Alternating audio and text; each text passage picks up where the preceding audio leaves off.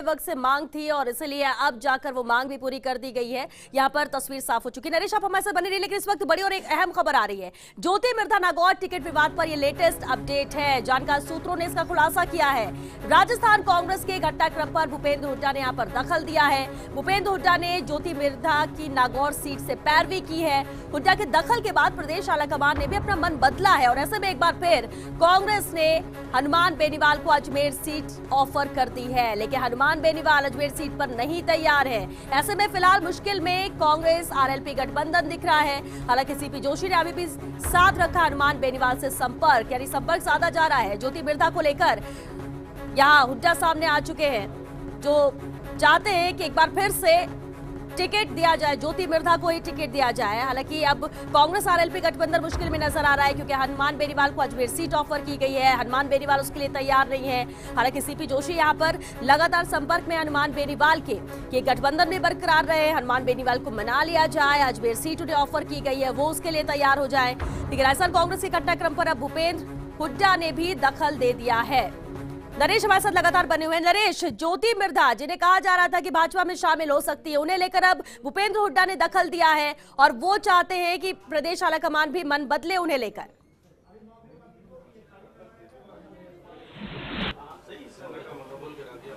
बिल्कुल, देखिए जो टिकट की जो घोषणा है उसको लेके जो भी रणनीति है उस पर लगातार जो है वो बदल रहे हैं, समीकरण बदल रहे हैं। लेकिन अब देखना ही होगा आलाकमान क्या फैसला करते हैं। लेकिन जिस तरह की घटना लगातार बदल रही है उसको देख के ये लगता है कि जो जिताऊ कैंडिडेट है उनकी कांग्रेस तलाश कर रही है। और फिलहाल हमारे साथ मौजूद है मंत्री लालचंद कटारिया, उनसे भी हम जानने की कोशिश करेंगे कि जो पूरी जो ये घटनाक्रम चल रहा है टिकट बंटवारे को लेके और टिकटों को रणनीति को लेके उनका क्या मानना है। कांग्रेस के सभी दिग्गज नेता है वो दिल्ली में हैं और अब उम्मीद की जा रही है कि लिस्ट आ जाए। हमें सूचना मिली है जोधपुर से वैभव गहलोत का नाम फाइनल हो चुका है। जोधपुर की काफ़ी बड़ी डिमांड थी, तो कैसा लगता है अगर युवा नेता नए चेहरे आते हैं तो कांग्रेस के लिए कितने जीत के जो समीकरण बनते हैं? नहीं, आपके पास जो सूचना है वो आपकी सूचना होगी, मेरे पास तो है नहीं। मैं तो जयपुर बैठा हूँ, आला कमान किसका नाम तय कर रहा है वो आला कमान और हमारी जो पूरी टीम है, जिसमें महासचिव महोदय हैं, हमारे मुख्यमंत्री जी हैं, सचिन पायलट जी हैं, ये राहुल गांधी जी से मिलके जो जिनको मैदान में उतारेंगे वही तो लिस्ट आएगी। उसी को सब लोग देख रहे हैं, जिस दिन आएगी उस दिन से काम चालू हो जाएगा। अब कौन किसका नाम कहाँ से चल रहा है ये तो खाली कयासबाजी है। लेकिन लालचंद जी, जिस तरह से समय लग रहा है, आपको लगता है कि एक रणनीति के तहत ही है और कब तक ये सारी जो जितनी अटकलें हैं वो ख़त्म होगी? देखो, कांग्रेस पार्टी देश की सबसे बड़ी पार्टी है, तो ऐसे रणनीति एक हर किसी को तो पता ही नहीं जाती। वहाँ दिल्ली में क्या हो रहा है वो राहुल जी के वहाँ हो रहा है, वो हमारे राष्ट्रीय अध्यक्ष हैं, हमारे सब सीनियर नेता वहाँ हैं, वो जो फैसला करेगा वो सबको मान्य है। जयपुर ग्रामीण के बारे में आपकी चर्चा चल रही थी, अगर पार्टी आपको आदेश देती है तो उसको मानेंगे या कोई और लगता है आपको? मैं जयपुर ग्रामीण की बात नहीं कर रहा, 25 की 25 सीटों पे जो राहुल गांधी जी आदेश देंगे वो सबको मान्य है।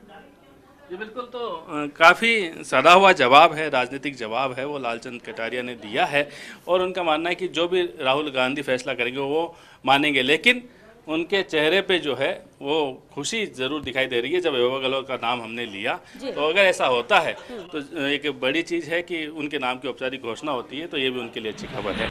लेकिन अब जो नज़रें टिकी है वो दिल्ली पे टिकी है कि दिल्ली से कब औपचारिक रूप से घोषणा होगी। लेकिन हाँ, जब ये नाम सुने हैं, जो वैभव गहलोत का नाम जब से सुना उसके बाद से जोधपुर के खासकर जो कांग्रेसी है उनमें उत्साह है। जहां तक आपने बात की नागौर की, तो देखिए नागौर एक सरदर्द बनी हुई है कांग्रेस के लिए भी ये सीट और भाजपा के लिए भी। दोनों ही पार्टियां अभी तय नहीं कर पा रही है कि किसको उम्मीदवार बनाया जाए। और जिस तरह से ज्योति मिर्धा को लेके जिस तरह से समीकरण लगातार बदल रहे हैं, कल बिल्कुल एक बार ये खबर थी कि जो भाजपा से भी संपर्क में है और भाजपा भी कोशिश में है कि उनको उम्मीदवार बनाया जा सकता है नागौर से। लेकिन अब एक अलग तरह के जो कह सकते हैं कि समीकरण वहाँ शुरू हो रहे हैं, एक जो लामबंदी है वो हो रही है। लेकिन अब देखना यह है कि आला कमान क्या फैसला करता है। बिल्कुल, आलाकमान क्या फैसला करता है, क्योंकि अहम सीट है, कैंडिडेट यहाँ पर उसी सीट से लड़ना चाहते हैं, क्या फैसला लिया जाता है उस पर देखना होगा। शुक्रिया नरेश आपका इस पूरी बातचीत के लिए। तो ज्योति मिर्धा नागौर टिकट विवाद पर अब लेटेस्ट ये अपडेट आ रहा है जो हम आपको बता भी रहे हैं। जानकार सूत्रों ने इसका खुलासा किया है। राजस्थान कांग्रेस के घटनाक्रम पर भूपेंद्र हुड्डा ने दखल दिया है। भूपेंद्र हुड्डा ज्योति मिर्धा की नागौर सीट से पैरवी कर रहे हैं। वो चाहते हैं कि नागौर सीट से टिकट ज्योति मिर्धा को ही दिया जाए। हुड्डा के दखल के बाद अब प्रदेश आलाकमान ने भी मन बदला है। प्रदेश आलाकमान भी अब ये समझ रहा है कि उन्हें टिकट दे देना चाहिए, क्योंकि अटकलें ये लग रही थी कि वो बीजेपी में शामिल हो सकती है। और ऐसे में एक बार फिर कांग्रेस ने हनुमान बेनीवाल को अजमेर सीट ऑफर की।